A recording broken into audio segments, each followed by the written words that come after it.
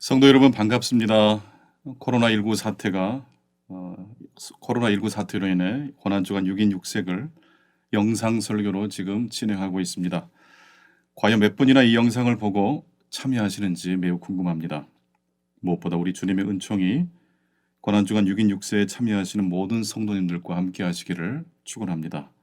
특별히 이 영상을 보고 계실 다일교회, 소명교회, 광주 새삼교회, 열린베들교회, 제일침례교회, 충광교회 성도님들의 건강을 우리 하나님 아버지께서 지켜주시기를 기도합니다.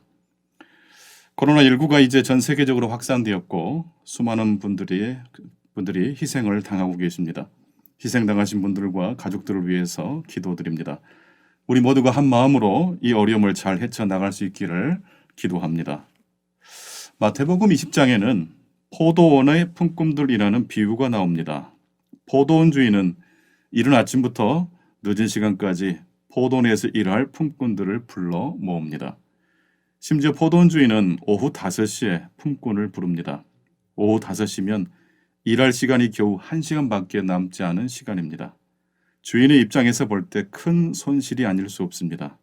또한 품꾼의 입장에서 볼 때 오후 5시라는 시간은 절망의 시간과도 같습니다. 이제 그만 포기하고 집으로 돌아가야 될 시간이기 때문입니다. 그런데 바로 그 포도원 주인이 오후 5시에 품꾼을 부르러 온 것입니다. 가장 늦게 부름을 받은 이 품꾼은 아마도 경쟁에서 밀려난 사람일 가능성이 매우 높습니다. 다른 품꾼들에 비해서 존재감이 부족했던 사람입니다. 늘 뒤처진 사람이었고 존재감이 없는 사람입니다. 오후 5시는 절망의 시간이고 위태로운 시간입니다. 정도의 차이만 있을 뿐 우리 모든 사람에게도 바로 이 오후 5시라는 외롭고 쓸쓸한 시간들이 있습니다. 걱정이 없어 보이는 사람도 가까이 가서 보면 분명 오후 5시라는 고단한 시간이 있는 것 같습니다. 살다 보면 우리의 삶이 바닥으로 곤두박질 때가 있습니다. 그럴 때 오후 5시 장터에서 헤매고 있는 한 사람을 기억해 보았으면 좋겠습니다. 오후 5시 인생을 부르러 오시는 예수 그리스도를 바라볼 수 있었으면 좋겠습니다. 십자가에 달리신 예수님의 양옆에는 2명의 죄수가 있었습니다. 2명의 강도가 예수님을 보려면 어떻게 해야 했을까요? 고개를 옆으로 돌리면 됩니다. 그러니까 예수님은 어디에 계신다는 말씀입니까? 강도들의 옆에 계십니다. 성도 여러분, 우리가 우리의 고개를 돌리면 우리 옆에 누가 계시는지 아십니까? 바로 예수 그리스도께서 계십니다. 그래서 예수님의 십자가는 우리 옆에 있는 십자가입니다. 저는 지금까지 오랜 시간 설교를 해온 사람이지만 여전히 지금도 설교 준비하는 것이 버겁게 느껴지고 힘이 들 때가 많습니다. 설교 준비가 힘들게 느껴질 때마다 제가 SOS를 보내는 사람이 있습니다. 바로 오후 5시 품꾼입니다. 그 품꾼에게 제가 말을 걸고 그 품꾼이 들려주는 이야기를 들으면서 설교문을 작성할 때가 많습니다. 물론 이것은 저의 상상입니다. 하지만 신기하게도 오후 5시 인생과 제가 이야기를 나누다 보면 풀리지 않던 것이 풀리고 잔뜩 힘이 들어간 저의 몸도 가벼워지는 것을 느낍니다. 한국교회가 바로 그 오후 5시 인생과 같은 그 한 사람을 향하여 설교한다면, 즉 오후 5시 인생에 초점을 맞춘 설교를 한다면 한국교회 강단에는 많은 변화가 찾아올 것이라 그런 생각을 해보게 됩니다. 방송을 제작할 때 기준으로 삼는 대상이 바로 중학교 1학년이라고 합니다. 전 국민이 시청하는 방송이기 때문에 너무 어려워도 안 되고 너무 수준이 낮아도 안 되는데 그래서 중학교 1학년이 이해할 수 있게끔 제작한다는 것입니다. 그렇다면 하나님의 말씀인 성경은 누구를 어떤 사람을 기준으로 어떤 사람을 대상으로 이 성경 말씀은 기록되었을까요? 하나님이 찾는 사람은 과연 누구이겠느냐 말씀입니다. 바로 오후 5시에 부름을 받은 그 한 사람이 바로 하나님이 찾고 계시는 성경이 찾고 있는 성경이 초점을 맞추고 있는 그 한 사람이 아닌가 생각해 봅니다. 서영남 전 수사가 운영하는 민들레 국수집이라는 무료 급식소가 있습니다. 이곳에서는 음식을 배식하는 순서가 좀 특별하다고 합니다. 보통은 먼저 온 사람 순서대로 밥을 배식하는 것이 기본인데 이 민들레 국수집에서는 가장 먼저 온 순서부터 먹지 않고 많이 굶어서 가장 배고픈 사람부터 밥을 먹는다고 합니다. 바로 민들레 국수집에도 오후 5시 인생이 초점이 되어 있다는 이야기입니다. 오늘 우리가 함께 나누어 볼 말씀의 제목은 문을 열고 더 좋은 풀밭으로입니다. 함께 한번 따라서 해보시면 좋겠습니다. 문을 열고 더 좋은 풀밭으로. 다시 한번 해보실까요? 문을 열고 더 좋은 풀밭으로. 오늘 본문 요한복음 10장 9절입니다. 내가 문이니 누구든지 나로 말미암아 들어가면 구원을 받고 또는 들어가며 나오며 꼴을 얻으리라. 내가 문이니 누구든지 나로 말미암아 들어가면 구원을 받고 또는 들어가며 나오며 꼴을 얻으리라. 선한 목자는 양들을 보호해주는 안전한 곳, 즉 양우리가 있는 곳으로 양들을 인도합니다. 그것이 선한 목자 역할입니다. 하지만 선한 목자는 양들을 양우리에만 두지 않습니다. 선한 목자는 문을 열고 양들을 보다 더 좋은 풀밭으로 인도합니다. 기독교의 복음과 구원에는 이와 같이 이중적인 의미가 담겨 있다고 말씀드릴 수 있습니다. 사람은 안전을 느낄 때 행복합니다. 동시에 사람은 죽도록 죽을 일이 있을 때 존재감을 느끼는 존재이기도 합니다. 사람은 언제 살아있음을 느끼는 줄 아십니까? 목숨을 걸 만한 일이 있을 때라고 합니다. 양들의 안전을 생각하면 양들은 우리 안에만 있으면 됩니다. 하지만 선한 목자는 문을 열고 보다 더 좋은 풀밭으로 양들을 이끌어갑니다. 양의 문은 열린 문입니다. 그래서 위험할 때도 있습니다. 푸른 초장으로 가는 여정에 길을 잃어버릴 위험이 존재합니다. 하지만 그 위험이, 그 리스크가 우리를 더 푸른 풀밭으로, 더 풍성한 삶으로 인도한다는 말씀입니다. 흔히 이런 말이 있죠. 책 속에 길이 있다는 말씀 다 한두 번쯤 들어보셨을 겁니다. 길을 찾기 위해서 우리는 책을 읽는 것입니다.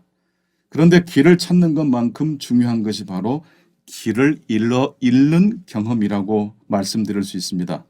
진정한 독서란 정해진 길 밖으로 나가게 만들어주고 그래서 길 위에서만 있을 때는 보이지 않았던 세계를 보게 해주는 것이 독서의 목적이라고 생각합니다. 성경을 읽는 목적도 마찬가지라고 생각합니다. 만약 우리가 읽는 이 성경 말씀에서 성경의 이야기 중 실패한 이야기, 무너진 이야기, 두렵고 떨린 이야기들을 다 제거해 버린다면 성경은 어떻게 되겠습니까? 모든 진리에는 어떤 정해진 길이 있다고 우리는 생각합니다. 초등학교를 마치면 중학교를 가야 하는 것처럼 우리는 그렇게 진리에는 어떤 정해진 길이 있다고 생각하는 경향이 있습니다. 하지만 정해진 길로 가는 사람일지라도 모두가 다 행복한 것은 아닙니다. 정해진 길로 가고 있는 사람도 때때로 불안하기 때문입니다. 정해진 길로 간다는 것은 안전한 길일 수 있지만 때때로 우리는 그 안전한 문을 열고 더 좋은 풀밭으로 나아가야 합니다. 선한 목자이신 예수님은 우리에게 길을 찾게 도와주십니다. 그리고 때때로 길을 헤매는 경험을 갖도록 도와주시는 분이 선한 목자 되신 우리 예수 그리스도이십니다. 신앙생활이란 두 가지로 말씀드릴 수 있습니다. 신앙생활이란 길을 찾는 것이고 신앙생활이란 길을 잃는 경험을 해보는 것이라고 말씀드릴 수 있습니다. 이스라엘의 역사를 한번 살펴보면 바로 그 두 가지 이야기로 이스라엘 역사가 이루어지는 걸 알 수 있습니다. 이스라엘의 역사는 한마디로 길 찾는 역사였고 또 한 가지는 길을 잃어버린 이야기가 바로 이스라엘을 형성한 이야기였습니다. 그래서 출애굽 사건만큼 중요한 사건이 이스라엘 백성들이 바벨론에 멸망하고 바벨론에 끌려간 사건이라고 말씀드릴 수 있습니다. 출애굽한 사건, 길을 찾아 떠난 그 이야기와 길을 잃어버린 사건, 바벨론의 포로로 끌려간 그 사건을 통해서 구약 성경이 탄생합니다. 그리고 그로 인해서 하나님 나라 복음이 풍성해질 수 있었습니다. 정경화, 정명화, 그리고 정명훈 이 세 명의 음악인을 가리켜서 정트리오라고 합니다. 이 정트리오를 세계적인 음악가로 키운 분이 바로 그들의 어머니이신 이원숙 여사입니다. 이원숙 여사께서 노환으로 투병 중일 때 이야기입니다. 어느 날 교회 목사님께서 이원숙 여사를 병원으로 찾아오셨습니다. 신방호신 목사님께 이원숙 여사는 대뜸 이렇게 말씀을 드렸다고 합니다. 목사님, 오래된 노래 부르지 마시고 새로운 노래를 불러주세요. 보통 나이가 들면 누구나 다 익숙한 노래를 더 찾기 마련이고 좋아하기 마련인데 노안으로 투병 중인 이원숙 여사는 그렇지 않았습니다. 정트리오를 세계적인 음악계로 키운 어머니의 비결이 바로 그 한마디 말 속에 담겨 있다고 해도 과언이 아닐 것 같습니다. 정트리오를 세계적인 음악가로 키운 비결은 바로 새로움에 대한 도전이었던 것 같습니다. 오래된 노래 말고 새로운 노래를 불러주세요. 지금 현재 우리나라에는 어린이 놀이터가 약 6만 개 정도가 있다고 하는데 그 놀이터가 지금 위험하다고 합니다. 너무 안전하게 설계되어서 오히려 위험한 놀이터가 되고 말았답니다. 아이들은 너무 단순하게 설계된 놀이터에서 놀다가 지루하고 권태에 빠져서 위험한 행동을 하고 한답니다. 위험하게 리스크가 있게 설계가 된 놀이터에서 오히려 아이들은 자신의 몸을 지키기 위해서 더 조심하는데 평범하게 설계된 놀이터에서는 오히려 아이들이 장난을 치다가 다치는 일들이 종종 발생한다는 것입니다. 그렇습니다. 우리의 삶에서 안전함만을 추구한다면 오히려 우리의 삶이 권태에 빠지게 될 것이고 오히려 위험이 찾아오게 될 것이란 것입니다. 복음에서 리스크를 제거해버리면 복음은 곧바로 변질되고 말 것입니다. 코로나19 사태가 한국교회에 가지고 온 것은 무엇일까요? 우리는 온라인 예배를 드리면서 하루속히 함께 성도들과 모여서 예배할 날을 사모하고 있습니다. 하지만 코로나19를 통하여 좀 더 과감한 방향으로 한국교회가 나아가야 될 고민을 해보았으면 좋겠습니다. 이제 교회가 안전한 문을 열고 나가 더 좋은 풀밭으로 더 새로운 대안이 있는 세계를 향해서 먼저 우리가 기도하고 나아가야 할 때가 되지 않았는가 싶습니다. 예수님은 요한복음 10장 7절 말씀을 통해 내가 양의 문이라고 말씀해 주셨습니다. 이 양의 문은 양들에게 안전한 우리로 들어갈 길을 제공하는 문이고 또한 동시에 이 양의 문은 자유와 더 좋은 풀밭이 있는 더 좋은 꼴을 얻을 수 있는 바로 그 풀밭으로 나아가는 길을 제공하는 문이기도 합니다. 예수님은 양의 문이십니다. 그 문은 안전한 길로 인도하는 문이고 동시에 더 좋은 풀밭으로 나갈 수 있도록 열려져 있는 문이기도 합니다. 안전만을 생각하면 우리는 그대로 그 우리 안에 있으면 됩니다. 하지만 성경은 그런 구원을 가르쳐서 부끄러운 구원이라고 말씀합니다. 죄란 좁혀진 선이기 때문입니다. 우리 안에만 있는 것이 죄라는 말씀입니다. 안전한 우리 안에만 갇혀 있는 것, 바로 그것이 죄입니다. 교회가 교회를 위해서만 존재할 때 교회는 타락합니다. 예수님은 양우리로 양들을 인도하시는 선한 목자이십니다. 그리고 동시에 우리 밖으로 양들을 인도하시는 목자이기도 합니다. 문을 열고 나가는 것은 자칫 길을 잃어버릴 수 있는 위험 부담이 있는 것도 사실입니다. 그 문을 통해 양들이 무리를 떠나 길을 잃어버릴 수도 있습니다.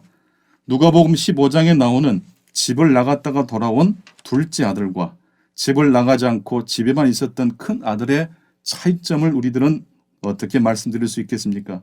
집을 나갔다가 돌아온 아들이 아버지를 더 깊이 이해할 수 있었다면 집을 나가지 않았던 큰 아들은 아버지를 이해하지 못했고 돌아온 동생도 품어내지를 못했습니다. 세상에 없는 것을 만들려면 반드시 필요한 것이 있다고 합니다. 무엇일까요?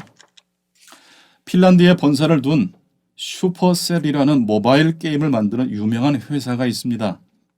슈퍼셀은 내놓은 게임마다 연달아 전 세계적인 성공을 거둔 회사입니다.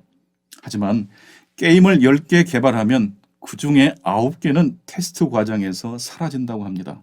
그만큼 게임 업계의 변화가 매우 빠르게 흘러가기 때문입니다. 그래서 슈퍼셀의 CEO 일카 파나네는 누군가 한 번도 실패해 본 적이 없다고 말한다면 그것은 거짓말이거나 한 번도 혁신적이었던 적이 없었다는 것을 말하는 것이라고 이야기합니다. 그러면서 일카 파나넨, 이 슈퍼셀 최고 경영자는 자신이 해야 하는 가장 중요한 일로 조직이 실패를 두려워하지 않는 것을, 그 조직이 실패하는 일을 두려워하지 않는 문화를 심는 것이 바로 CEO가 해야 될 일이라고 말을 했습니다. 그렇게 그는 실패를 두려워하지 않는 회사 문화를 만들기 위해서 재미있는 한 가지 것을 고안했는데 그것이 바로 실패 파티라고 합니다. 실패 파티란 바로 이것입니다. 게임 출시에 성공한 팀에게는 맥주 파티를 열어주고 격려와 칭찬을 해주지만 애써 개발한 게임이 출시되지 못하고 무너진 경우에는 그 팀을 모아서 맥주보다 더 비싼 샴페인 파티를 열어준다고 합니다. 실패 파티는 정확히 말하면 실패를 축하하는 게 아니라 실패에서 무언가를 배웠다는 것을 축하하는 파티입니다. 그만큼 실패를 두려워하지 않는 회사 문화가 모든 혁신의 열쇠라고 그는 역설합니다.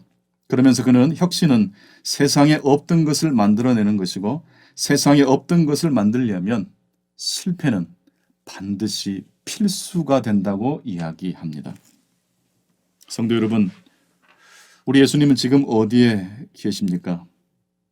선한 목자 되신 예수님은 양우리라는 안전한 곳으로 인도하실 뿐만 아니라 그 문을 열고 더 좋은 풀밭으로 인도하시는 위험과 리스크를 품에 안고 도전과 모험을 향해서 우리들에게 말씀하시는 선한 목자이기도 하십니다. 예수님은 안전한 곳에만 계시지 않습니다. 코로나19로 인하여서 한국교회가 지금 혼돈을 겪고 있지만 바로 그 혼돈의 와중에 우리 주님이 함께 계실 줄로 믿습니다. 예수님은 수치와 패배가 기다리는 골고다 언덕으로 나아가셨습니다. 바로 그렇게 했기 때문에 마침내 인류 구원의 길을 열어 젖히셨습니다. 고난주간 하나님의 위로와 하나님의 축복이 함께 하시는 귀한 고난주간이 되실 수 있기를 축복합니다. 기도하겠습니다.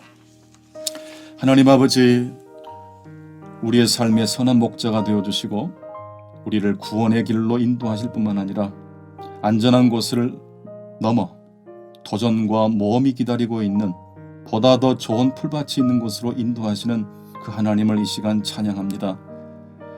한국교회가 교회 안에만 자신의 교회만을 위해서 살아갔던 지난날의 삶을 회개합니다.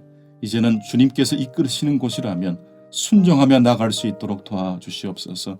우리 개개인의 삶의 고통과 고난과 좌절이 보다 더 풍성한 하나님의 푸른 초장을 경험할 수 있는 계기가 될 수 있도록 축복해 주시옵소서. 영상을 통해서 함께 이 예배에 참여하신 모든 성도님들을 축복해 주시기를 바라오며 예수 그리스도 이름으로 기도하옵나이다. 아멘.